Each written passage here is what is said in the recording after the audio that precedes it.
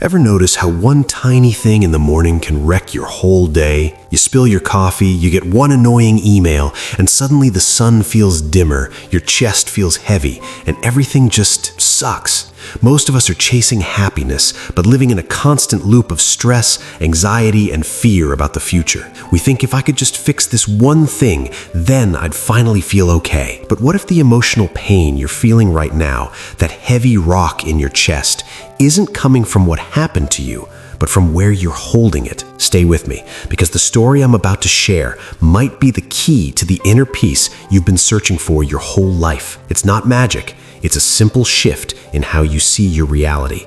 There was a young man, let's call him Alex. Alex could be you, me, anyone trying to survive in this burned-out modern world. On paper, he was doing everything right. He had a job, he had ambition, he was always grinding. But inside, he was empty. Every criticism felt like a stab. Every setback felt like the end of the world. He wasn't tired from work. He was tired from his own thoughts, from the noise in his head. One day, desperate for some kind of mental clarity, Alex heard about an old mentor who lived up in the mountains near a big forest. People said this man didn't just give advice, he helped people see life differently. So Alex packed a bag, left his phone behind, left his worries for a while, and hiked up the trail. When he finally reached the cabin, he found the old man sitting outside, calm and quiet. Alex sat down and just let everything out. He talked about his stress, his toxic relationships, his money fears, his anxiety about the future. He dumped it all right there like emotional baggage on the ground. Then he asked, "Why am I so unhappy? Why does life hurt this much? How do I even start to heal?" The old man listened. He didn't interrupt. He didn't rush to fix anything. Then he stood up, went into his cabin, and came back with 3 things: a glass of water, a bowl of white salt, and a soft, peaceful smile. He said, "Take a handful of salt." Alex did. "Now put it in this glass of water and stir." Alex dropped the salt in, stirred it, and watched the clear water turn cloudy. "Drink it," the old man said. Alex took a sip and immediately spit it out. "It's horrible. It's so bitter." The old man asked, "How did it taste?" "Bitter and harsh," Alex replied. The old man nodded. Then he handed Alex another handful of salt and said, "Come with me." They walked through the trees in silence until they reached a large, calm, crystal-clear lake. The water was still. The air felt clean. The sky was reflecting on the surface. "Now," the old man said, "throw that same handful of salt into the lake."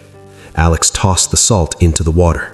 It disappeared into the ripples. "Now, drink from the lake." Alex knelt down, scooped some water into his hands, and drank. It was cool, fresh, soothing. "How does it taste?" Alex asked. "Fresh," Alex said. "Perfect. Do you taste the salt?" "No," Alex said, smiling a little. The old man sat down next to him and said, "The pain in life is like this salt. No more, no less. The amount of pain is the same, but the bitterness you taste depends on the container you put it in. When your world is small, when your perspective is narrow, when all you see is you and your problems, you're like that glass of water. A little bit of pain, a small problem, and your whole life feels bitter. You become hard to be around, even for yourself.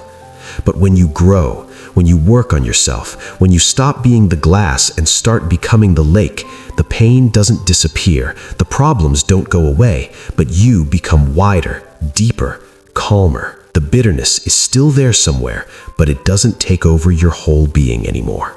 The salt is in the lake, but the water is still sweet." So the real question in life is not, how do I get rid of all the salt? You can't. Life is going to happen. People will hurt you. Plans will fall apart. Things you care about won't always work out. The salt is guaranteed. The real question is, am I living like a small glass, or am I slowly becoming a lake? If all your energy goes into trying to control everything around you, trying to avoid every problem, trying to create a life with no salt at all, you'll stay a glass. Instead, start expanding your inner world. Widen your perspective. Forgive more. Let go a little more. Remember that your worth is so much bigger than the problems you're facing.